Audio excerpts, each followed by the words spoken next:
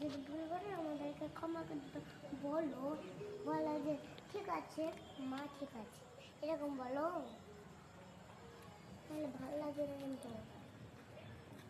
বলো, বলো না, বলো না গো, বলো না প্লিজ, বলো না, বলো না, বলো না, বলো যে ঠিক আছে রে বাবা, ঠিক আছে, বলো। মা বললো কি? বললো।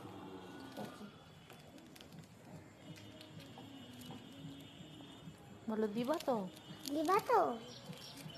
সত্যি কথা বলো। না তোমাকে পুজো দিব না আমরা।